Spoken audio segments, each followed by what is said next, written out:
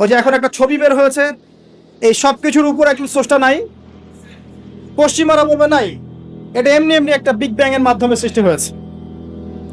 অথচ আল্লাহ পাক বলছেন, শোনেন, আল্লাহ পাক বলছেন এগুলো সবকিছুই প্রথম আকাশের অন্তর্ভুক্ত, এরপরে আছে দ্বিতীয় আসমান, তারপর তৃতীয়, তারপর চতুর্থ, এরকম করতে করতে 7 আসমান। এখন পর্যন্ত যেগুলো দেখছেন 1350 বিলিয়ন বছর আগের ছবি টবি ইত্যাদি, এগুলো প্রথম আসমানের অংশ, প্রথম আসমানের সামান্য একটু অংশ মাত্র। এভাবে 7 আসমান, এবং প্রত্যেক আসমানের মাঝখানে ডিস্টেন্স হচ্ছে 500 বছরের পথ। 7 আসমানের উপরে আছে কুরসি, ওয়াসিআ কুরসিয়ুহুস সামাওয়াতি ওয়াল আরদ। আল্লাহ পাকের কুরসি এই 7 আসমানকে ঘিরে আছে, সুবহানাল্লাহিল আযীম। এর উপরে আছে মহাসাগর, একটা সাগর। এগুলো বিশ্বাস করবেন এখন বললে? কালকে নাসা গবেষণা করে বের করলে বিশ্বাস করবে। কথা বুঝতে পারছেন না? এগুলো মোটেই বিশ্বাস করবে না মানুষ এখন। কিন্তু কাল যদি বলে যে অমুক একটা উপগ্রহ পাঠিয়েছিলাম, সে ছবি তুলে পাঠিয়েছে, মহাসাগর আছে, হ্যাঁ, তখন বিশ্বাস করবে, হ্যাঁ আছে। প্রাণের অস্তিত্ব খুঁজে বেড়াচ্ছে মহাকাশে। আল্লাহ পাক আগেই বলেছেন অসংখ্য প্রাণ আছে মহাবিশ্বে, কিন্তু কোরআন বিশ্বাস করবে না। এভাবে ঘুরতে ঘুরতে যখন জান্নাতের দেখা পাবে, পাবে না, যদি পায় আর কি, তখন মানুষকে বলবে একটা গ্রহের সন্ধান পেয়েছি, গ্রহের মধ্যে হুর পড়ি আছে, যাদের ওড়না দিয়ে এমন সুগন্ধ বের হয়, যার ওড়নার কোনা যদি পৃথিবীতে নামিয়ে দেওয়া হতো, তাহলে সারা পৃথিবী সুগন্ধে ভরে যেত। তখন মানুষ বিশ্বাস করবে, হ্যাঁ আছে। যদি ওরা বলে জাহান্নাম বলতে কিছু আছে, যেখানে আযাব দেওয়া হয়, শাস্তি দেওয়া হয়, 19 জন বড় বড় ফেরেশতা আছেন, তখন এই বিশ্ববাসী বিশ্বাস করবে, হ্যাঁ আছে। আর ওরা যখন কিছু বিশ্বাস করে, তখন সারা বিশ্বকে বিশ্বাস করাতে বাধ্য করে। ওরা বলছে করোনা করোনা, তখন সবাই বলছে হ্যাঁ করোনা করোনা। ওরা বলছে অমিক্রন অমিক্রন, এখন সবাই বলছে অমিক্রন অমিক্রন। তারপরে এগুলো বন্ধ, এবার রাশিয়া ইউক্রেন, রাশিয়া ইউক্রেন, এবার রাশিয়া ইউক্রেন, রাশিয়া ইউক্রেন। করোনার কথা মানুষ কিন্তু কিছুদিন আগে ভুলে গিয়েছিল। মাঝে মাঝে আমার মনে করায় দেয়, আজকে এতজন মৃত্যুবরণ করেছে, আজকে এতজন আক্রান্ত, যেটা আপনি ভুলে না যান। পুরা মাইন্ড প্রোগ্রামিং, আপনার মাথা আমার মাথা প্রোগ্রামিং। তার কিছুদিন আগে ক্ষেপণাস্ত্র ক্ষেপণাস্ত্র, উত্তর কোরিয়া ক্ষেপণাস্ত্র দিচ্ছে, ক্ষেপণাস্ত্র ক্ষেপণাস্ত্র, মানে এক এক সময় এক একটা দিয়ে মানুষকে ব্যস্ত রাখা। এখন ব্যস্ত রাখছে এই যে 1350 বিলিয়ন বছর আগের ছবি, ব্যস্ত থাকো এখন, এটা নিয়ে নাচো আর গাও। কয়েক মাস যাক, এই ফাঁকে তারা কিছু কাজ করবে। মানে আমি আমার এই ছোট ভাইকে বললাম আজকে আসতে আসতে, বিষয়টা এরকম, আমাদের বাসায় ছোট বাচ্চা আছে না, অনেক সময় ছোট বাচ্চারা অনেক জ্বালায় না, জ্বালায়, খুব জ্বালায়, মানে ঘ্যান ঘ্যান প্যান প্যান শুরু করে। তখন আমরা কি করি, বাধ্য হয়ে অনেক সময় দেখা যায় বাবা স্মার্টফোনটা নে, এই কার্টুনটা দেখ। আচ্ছা ঠিক আছে, আচ্ছা কার্টুন দেখতে বসে গেল, ও 1 ঘন্টা কার্টুন দেখছে। এই 1 ঘন্টা কিন্তু সে আর আপনাকে ডিস্টার্ব করবে না, আপনি রিল্যাক্সে আপনি কাজ করতে পারবেন। তাই বলে বাচ্চাদেরকে কার্টুনের অভ্যাস করায় না, আমি উদাহরণ দিচ্ছি একটা। আর যদি কার্টুন দেখাতেই হয়, ইসলামিক কোনো কার্টুন দেখায়। তো ওয়ার্ল্ড যারা নিয়ন্ত্রণ করে, তারা বিশ্ববাসীর সাথে এরকম গেম খেলছে, এরকম কিছু প্রযুক্তি, এরকম কিছু মানে প্রলোভন বা আপগ্রেডেড কোনো ফিচার, এন্টারটেইনমেন্ট আপনার সামনে দিয়ে দিয়েছে, এগুলো নিয়ে আমরা ব্যস্ত। এরকম ইস্যুগুলো দিয়ে দেয়, এগুলো নিয়ে আমরা ব্যস্ত। ওরা ওদের কাজ ঠিকই করছে, আসছে, এগোচ্ছে, আমরা একটা একটা করে ইস্যু নিয়ে ব্যস্ত থাকি। যাই হোক, অনেক ভিতরে চলে যাচ্ছি। তো যেটা বলছিলাম, যে এই 7টা আসমানের উপরে আছে কুরসি, তার উপরে মহাসাগর, তার উপরে আছে আরশে আজিম। যে আরশে আজিমের 8টা খুঁটি আছে। কয়টা খুঁটি? 8টা খুঁটি ধরে আছেন মাত্র 8 জন ফেরেশতা।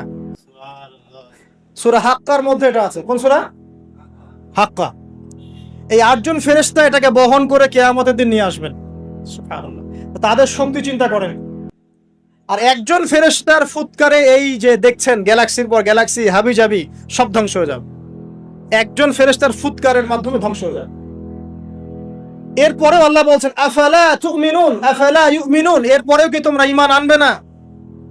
আওয়ালাম ইয়ারাল্লাযীনা কাফারু, কাফেররা কি লক্ষ্য করে দেখে না? আন্নাস সামাওয়াতি ওয়াল আরদা কানাতা রাতকান, এই 7টা আকাশ, মহাবিশ্ব এবং পৃথিবী একটা কেন্দ্রের মধ্যে ছিল, বিন্দুর মধ্যে ছিল। ফাফাতাকনাহুমা, আমি এটাকে বিভক্ত করে দিলাম, আমি বিভক্ত করে দিলাম। আল্লাহ বলছেন ফাফাতাকনাহুমা, ওয়াজআলনা মিনাল মাই কুল্লা শাইইন হাই, এবং প্রত্যেক জীবন্ত প্রাণকে সৃষ্টি করলাম পানি দিয়ে। আমাদের কোষের মধ্যে সাইটোপ্লাজমে পানির পরিমাণ কত কত পার্সেন্ট? নিউক্লিয়াসের মধ্যে পানির পরিমাণ কত পার্সেন্ট? বেশিরভাগই পানি। পড়াশোনা করেন, পানি দিয়ে তৈরি করে 70 to 80%। আফালা ইউমিনুন, এরপরে আল্লাহ বলছেন তবুও কি তারা বিশ্বাস করবে না? তো ওই আরশে আজিম ধরে আছেন 8 জন ফেরেশতা। তারপর আরশে আজিমের উপরে আল্লাহ রাব্বুল আলামিন। তো আল্লাহ রাব্বুল আলামিন এই যে প্রথম মহাবিশ্ব দেখছেন, এর ঊর্ধ্বে অবস্থান করছেন, তার মানে এখানে যে সময় চলছে, অতীত, এখানকার ভবিষ্যৎ, এখানকার বর্তমান, আল্লাহ পাক এই 3 কালের ঊর্ধ্বে অবস্থান করছেন। আল্লাহ পাক যখন বলছেন যে আবু লাহাব জাহান্নামে যাবে, আল্লাহ পাক দেখে দেখে বলছেন, এই যে ভবিষ্যৎটা আল্লাহ পাক দেখছেন, আবু লাহাব এখানে আছে, এখন ইন ফিউচার এখানে যাবে, এখানে গিয়ে সে জাহান্নামে যাবে। আল্লাহ চোখের সামনে সব। আমাদের কাছে মনে হচ্ছে অতীত, বর্তমান, ভবিষ্যৎ, আল্লাহর সামনে এগুলো কিছুই নাই। ওই যে নক্ষত্রের কথা বলা হচ্ছে, এটা অতীতকালের ছবি, কত বছর আগের ছবি, এত বিলিয়ন বছর আগের ছবি। মানে আপনি আমি আকাশে যা দেখি এগুলো পাস্ট টেন্স, অতীতকাল। এটা সূর্য আপনি দেখছেন এখন, এটা 8 মিনিট 20 সেকেন্ড আগের সূর্য, ওদের থিওরি মতে আর কি। আলো আসতে যে সময়টুকু লাগে, এই সময়টুকু চলে যাচ্ছে আপনার। আলো আসতে কতটুকু সময় লাগে পৃথিবীতে? 8 মিনিট 19 সেকেন্ডের মতো। তার মানে আপনি যে সূর্যটা দেখছেন, এটা আসলে 8 মিনিট 19 সেকেন্ড আগের সূর্য। তার মানে আমরা যা দেখছি আকাশে সব পাস্ট টেন্স, অতীতকাল। তাহলে যদি সূর্য থেকে পৃথিবীকে দেখা যায়, তাহলে ওরা পৃথিবীর অতীতকাল দেখবে। কথা কি বুঝতে পারছেন? আল্লাহ পাক এগুলো সবের ঊর্ধ্বে। এই আলোর চেয়ে প্রচন্ড গতিতে, আলোর বেগের চেয়ে যদি অনেক অনেক অসীম গতিতে কেউ যদি ছুটতে পারে মহাকাশে, তাহলে সে এই সব কালের ঊর্ধ্বে চলে যাবে। স্টিফেন হকিংসেরও তো সূত্র আছে এরকম। এটাই নবী সাল্লাল্লাহু আলাইহি ওয়াসাল্লামের মেরাজের সাথে মিলে যায়। তিনি গিয়েছেন, ফিরে এসেছেন, এসে দেখেছেন অজুর পানি গড়িয়ে পড়ছে টাইমের ঊর্ধ্বে। সবই বৈজ্ঞানিক, আসলে প্রমাণ করতে পারে না। তখন বলবে যে ধর্ম, মৌলবাদ, অন্ধবিশ্বাস ইত্যাদি ইত্যাদি। যখন প্রমাণ করতে পারবে তখন ধার্মিক হয়ে যাবে প্রতিটা বিষয়। তো এটা নিয়ে আরো ডিপ কথা আছে, আজকে ওইদিকে আমি যাচ্ছি না, শুধু এতটুকু বলছি আল্লাহ পাক এই সবকিছুর ঊর্ধ্বে। সেখান থেকে আল্লাহ রাব্বুল আলামিন সবকিছু দেখেন এবং শোনেন। আসুন, আল্লাহ কোথায় এটা খুঁজতে ইব্রাহিম আলাইহিস সালাম বলছেন, হয় তারা আমার রব, চাঁদ আমার রব, বা নক্ষত্র আমার রব, সূর্য বড়, সূর্য রব। যখন এগুলো ডুবে গেল, তখন তিনি একটা কথা বললেন, সেটা কি? ইন্নী ওয়াজ্জাহতু ওয়াজহিয়া লিল্লাযী ফাতারাস সামাওয়াতি ওয়াল আরদা হানিফা ওয়া মা আনা মিনাল মুশরিকিন। মা কানা ইব্রাহিমু ইয়াহুদিয়ান ওয়ালা নাসরানিয়া। ইব্রাহিম ইহুদি ছিল না, নাসারা ছিল না। ওয়ালাকিন কানা হানিফাম মুসলিমা, তিনি একনিষ্ঠ মুসলিম ছিলেন। ওয়া মা কানা মিনাল মুশরিকিন, তিনি মুশরিকদের অন্তর্ভুক্ত ছিলেন না। হুয়া সাম্মাকুমুল মুসলিমিন, তিনি তোমাদের নাম দিয়েছেন মুসলিম। তো একইভাবে নবী সাল্লাল্লাহু আলাইহি ওয়াসাল্লামকে দেখেন, তিনিও কিন্তু সমাজের অরাজকতা দেখে হেরা গুহে চলে গেলেন। সেখানে আল্লাহকে ডাকতে লাগলেন, ধ্যান করতে লাগলেন। এক পর্যায়ে ওহী তার কাছে আসলো। দুইজনের দেখেন কত মিল পাওয়া যাচ্ছে। এরপর যেমন ইব্রাহিম আলাইহিস সালামকে সমাজ থেকে তাড়িয়ে দেওয়া হলো, নবী সাল্লাল্লাহু আলাইহি ওয়াসাল্লামকেও সমাজ থেকে কি করা হলো? তাড়িয়ে দেওয়া হলো, মারা হলো, গালি দেওয়া হলো, রক্তাক্ত করা হলো। এক পর্যায়ে তাকে হিজরত করে চলে যেত। মিল পাচ্ছেন? পরিবার বাধা দিয়েছে ইব্রাহিম আলাইহিস সালামকেও, মুহাম্মদ সাল্লাল্লাহু আলাইহি ওয়াসাল্লামকে। আত্মীয়রা বাধা দিয়েছে ইব্রাহিম আলাইহিস সালামকেও, মুহাম্মদ সাল্লাল্লাহু আলাইহি ওয়াসাল্লামকেও। সমাজ বাধা দিয়েছে ইব্রাহিম আলাইহিস সালামকেও, মুহাম্মদ সাল্লাল্লাহু আলাইহি ওয়াসাল্লামকে। হিজরত করে চলে যেতে হয়েছে তাকেও এবং তাকেও আলাইহিস সালাম। দুজনের চেহারার মিল। চলে যাওয়ার সময় তাদের সাথে কে ছিল? ইব্রাহিমের সাথে তার স্ত্রী সারা। তার স্ত্রীর নাম কি? বিশ্বের সবচেয়ে সুন্দরী মহিলা ছিলেন দুজন। কয়জন? দুজন। একজন হাওয়া আলাইহিস সালাম, 2 নাম্বার সারা আলাইহিস সালাম। তাদের মতো সুন্দরী নারী পৃথিবীতে খুব একটা আসেনি।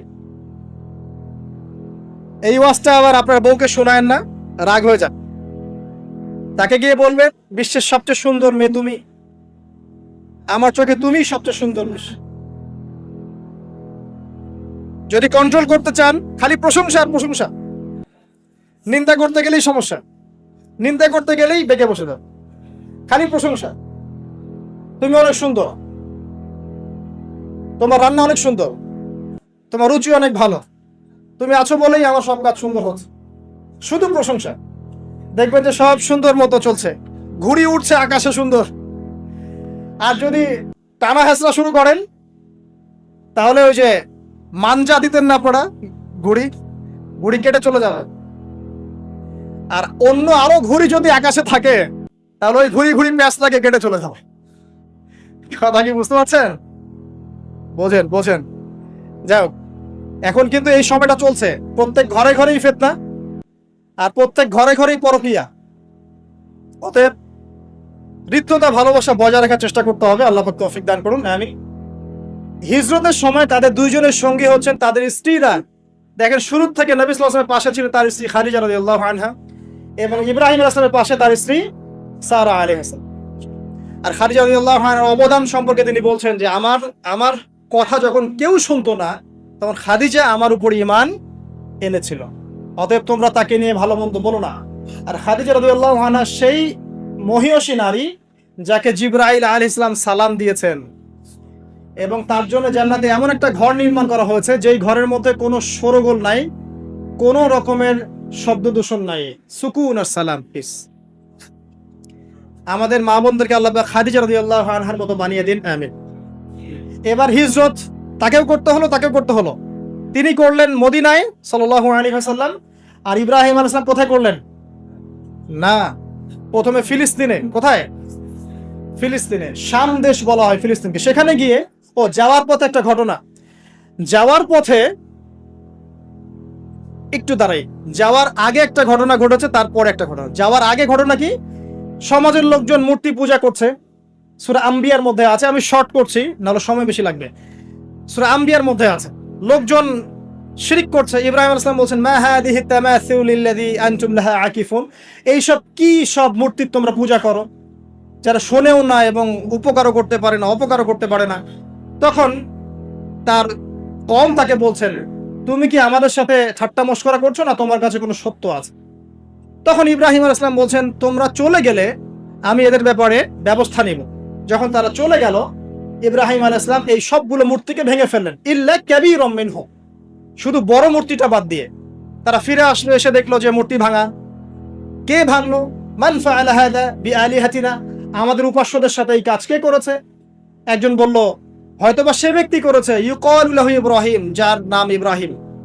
ডাকা হলো, তুমি কি করেছো? তিনি বলছেন যে বাল ফাআলা কাবীরুহুম হাদা, বরং তাদের বড় মূর্তিটাই কাজ করেছে। ফাসআলহুম ইন কানু ইয়ানতিকুন, ওকে জিজ্ঞাসা করো যদি সে কথা বলতে পারে। এবার তারা বুঝতে পারলো তো কথা বলতে পারে না। তখন ইব্রাহিম আলাইহিস সালাম বললেন, তুমি কেন তাহলে এমন কিছুর উপাসনা করছো যে শোনেও না, দেখেও না, কথা বলতে পারে না? আমি যাকে ভাঙলাম সে তো প্রতিহত করতে পারলো না, একটা মাছি বসলে সে তাড়াতেও পারলো না, তাহলে কেন তার উপাসনা করছো? কোনো জবাব নাই, কিন্তু হঠকারিতা অহংকার আছে। ঠিক এখনকার নমরুদ ফেরাউনদের মতো জবাব নাই, কিন্তু হঠকারিতা অহংকার আছে। তাকে দরবারে নিয়ে যাওয়া হলো। ওখানকার শাসককে নমরুদ ডেকে বলছে, কি সমস্যা? তো ইব্রাহিম বলছে, কি সমস্যা, কে তোমার রব? ইব্রাহিম আলাইহিস সালাম বলছেন, রব্বি আল্লাযী ইউহয়ী ওয়া ইউমীত, আমার রব সে যে জীবন দেয়, মৃত্যু দেয়। নমরুদ বলছে, আনা উহয়ী ওয়া উমীত, আমি তো জীবন দেই, মৃত্যু দেই। কিভাবে? একজন ফাঁসির আসামি, তাকে ডেকে নিয়ে ছেড়ে দিল, এই জীবন দিলাম। আর একজন সাদাসিধা মানুষ নিরপরাধ ডাকলো, গর্দান নামিয়ে দিল, মৃত্যু দিলাম। তো ইব্রাহিম আলাইহিস সালাম বলছেন, আচ্ছা ঠিক আছে। ক্বালা ইব্রাহিম রব্বি আল্লাযী ইউহয়ী ওয়া ইউমীত, তারপরে তিনি বলছেন, ইন্নাল্লাহা ইয়াতি বিশ-শামসি মিনাল মাশরিক ফাতি বিহা মিনাল মাগরিব, আমার রব আল্লাহ তিনি যিনি পূর্ব দিক থেকে সূর্যকে উদিত করেন, তুমি যদি রব হয়ে থাকো তাহলে পশ্চিম দিক থেকে উঠিয়ে দেখো। ফাবুহিতাল্লাযী কাফার, এরপরে সে কাফের, হতভম্ব হয়ে গেল, কিন্তু কিচ্ছু করতে পারলো না। সবাইকে বললো, একে ধরো। ওয়ানসুরু আলিহাতাকুম, তোমাদের ইলাহদেরকে সাহায্য করে একে ধরো। খুযুহু ওয়া হাররিকুহু, তাকে ধরো এবং আগুনে পুড়িয়ে দাও। ওই যে আগুনের কুণ্ডলি ফেলা হলো, এবার তাকে আগুন জ্বালানো হলো, তাকে আগুনে ফেলা হচ্ছে। আগুনে পড়ার সময় আল্লাহ রাব্বুল আলামিন তার কাছে পাঠালেন জিবরাইল আলাইহিস সালামকে, এসে বলছেন, হাজাতান ইনদি, তোমার কি কোনো হাজত আছে আমার কাছে? তখন ইব্রাহিম আলাইহিস সালাম বলছেন, না, আমার হাজত আল্লাহর কাছে আছে। হাসবি আল্লাহ ওয়া নি'মাল ওয়াকিল, নি'মাল মাওলা ওয়া নি'মান নাসির। এই কথা বলার সাথে সাথেই আল্লাহ পাকের সাহায্য অবতারিত হয়ে পড়লো। আল্লাহ পাক বললেন, ইয়া নার, হে আগুন, কুনি বারদান ওয়া সালামান আলা ইব্রাহিম, ঠান্ডা হয়ে যাও, ইব্রাহিমের জন্য শীতল ঠান্ডা হয়ে যাও। ব্যাস, সবাই দেখলো যে ইব্রাহিম আগুনে পড়ে আছে কিন্তু উঠছে না। ঠিক এরকম পরীক্ষা নবী সাল্লাল্লাহু আলাইহি ওয়াসাল্লামকে দিতে হয়েছে না? বদরে, উহুদে আল্লাহর সাহায্য এসেছে না? আল্লাহর ফেরেশতা এসেছে, তার মাধ্যমে সাহায্য হয়েছে। এক একজনের মানে মাত্রাটা ডিফারেন্ট ছিল, কিন্তু ঘটনা কিন্তু সেম। যাই হোক, এরপরে ইব্রাহিম আলাইহিস সালাম চলে যাচ্ছেন ওই কমিউনিটি থেকে। মিশরের এক বাদশা লম্পট, সে স্ত্রী সারাকে কিডন্যাপ করলো। এবার সারাকে তার সাথে খারাপ কিছু করার ইচ্ছা করা মাত্রই অবশ হয়ে সে পড়ে গেল, প্যারালাইজ 3 বার। এই জায়গায় এই বাদশা বুঝতে পারে যে এই মহিলা বা এই নারী কোনো সাধারণ কোনো নারী নয়। তখন তিনি ছেড়ে দেন তাকে এবং তার সাথে হাজরা আলাইহিস সালামকেও হাদিয়া দিয়ে দেন। এই সময় ইব্রাহিম আলাইহিস সালাম নামাজে দাঁড়িয়েছিলেন।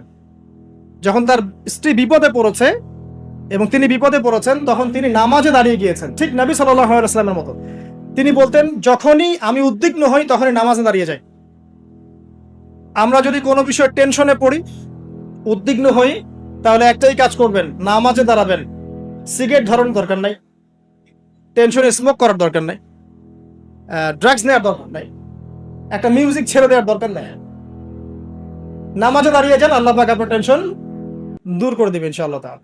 একই জিনিস। এরপরে হাজরা আলাইহিস সালামকে ইব্রাহিম আলাইহিস সালাম বিয়ে করে নেন, প্যালেস্টাইনে চলে যান। এখন সন্তান হচ্ছে না। শেষ বয়সে গিয়ে ইব্রাহিম আলাইহিস সালাম বলছেন, ইন্নী যাহিবুন ইলা রাব্বি সায়াহদিন, আমি চললাম আমার রবের দিকে, আমার রব আমাকে পথ দেখাবেন। রব্বি হাবলি মিনাস সলিহিন, হে আমার রব, আমাকে সলিহিন সন্তান দিন, মানে উত্তম নেককার সন্তান দিন। রব্বি হাবলি মিনাস সলিহিন ফাবাশশারনাহু বিগুলামিন হালিম। আল্লাহ বলেন, এরপর আমি তাকে একজন সহনশীল সন্তানের সুসংবাদ দিলাম। এরপর এই সন্তান যখন বড় হলো, ফালাম্মা বালাগা মাআহু সা'য়া, যখন সে দৌড়ানো শিখলো, ক্বালা ইয়া বুনাই, ইব্রাহিম আলাইহিস সালাম বললেন, হে আমার সন্তান, ইন্নী আরা ফিল মানামি আন্নী আসবাহুক, আমি স্বপ্নে দেখেছি আমি তোমাকে জবাই করছি। ফানজুর মাযা তারা, তোমার কি রায় আমাকে বলো। এই বাচ্চার বয়স কত হবে? 10 বা 12। তখন ইসমাঈল আলাইহিস সালাম বলছেন, ইয়া আবাতি, হে আমার বাবা, ইফআল মা তুমার, আল্লাহ পাক আপনাকে যা আদেশ করেছেন সেটা আপনি করুন। সাতাজিদুনি ইনশাআল্লাহু মিনাস সাবিরিন, ইনশাআল্লাহ আপনি আমাকে ধৈর্যশীল পাবেন। কত বছর বয়স? 10 বা 12। মানে আমাদের এই জেনারেশনের 10-12 বাদ দেন, 20-30 বছরের মানুষকে জিজ্ঞাসা করেন এরকম কোন চেতনা আছে কিনা আদৌ আল্লাহর হুকুমের সামনে মাথা নত করার। আল্লাহ পাক হুকুম করেছেন, মাথা নত। জীবন দেয়া তো অনেক বড় বিষয়, আল্লাহর জন্য জীবন উৎসর্গ করা তো বিশাল ব্যাপার, সবচেয়ে চূড়ান্ত লেভেল। নামাজ পড়ে কিনা জিজ্ঞাসা, হারাম অ্যাফেয়ার ছাড়তে পারছি কিনা জিজ্ঞাসা করেন, মিউজিক ছাড়তে পারছি কিনা জিজ্ঞাসা করেন, বাদ্যযন্ত্র ছাড়তে পারছি কিনা জিজ্ঞাসা করেন, আল্লাহর জন্য সুদ ছাড়তে পারে কিনা জিজ্ঞাসা করেন, আল্লাহর জন্য যার যার সম্পত্তি ওকে দিয়ে দিতে পারে কিনা জিজ্ঞাসা করেন, সদকা করার মানুষের আল্লাহর জন্য একটা মসজিদ করতে পারে কিনা, একটা মাদ্রাসা করতে পারে কিনা। জীবন দেয়া অনেক বড় বিষয়। যারা ছোট ছোট কুরবানি করতে পারে না, এরা বড় কুরবানি করতে পারবে, এটা ভাবা যায় না, এত সহজ না। যারা ছোট ছোট কুরবানি করতে পারে না, যে 5 টাকা দান করার মানসিকতা রাখে না, তার কাছে আপনি 5 লাখ টাকা চাচ্ছেন, সম্ভব? ইল্লা মাশাআল্লাহ। তো এই বাচ্চার বয়স 12 বছর, বলছেন, ইয়া আবাতি, হে আমার বাবা, ইফআল মা তুমার, আল্লাহ পাক যা আদেশ করেছেন করেন, আমাকে ধৈর্যশীল পাবেন। এরপরে ফালাম্মা আসলামা ওয়া তাল্লাহু লিল জাবিন, যখন তারা উভয়ে আত্মসমর্পণ করলেন এবং বাবা ছেলেকে পাশ করে শুইয়ে দিলেন জবাই করার মতো করে।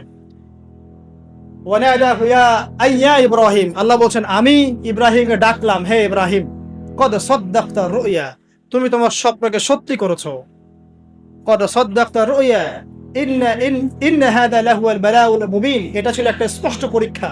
ওয়া ফাদাইনাহু বিযিবহিন আযীম, এই জায়গায় আমি একটা মহান কুরবানি উৎসর্গ করলাম, সন্তান কুরবানি দেওয়া লাগবে না। ওয়া সালামুন আলা ইব্রাহিম, ইব্রাহিমের উপরে শান্তি বর্ষিত হোক।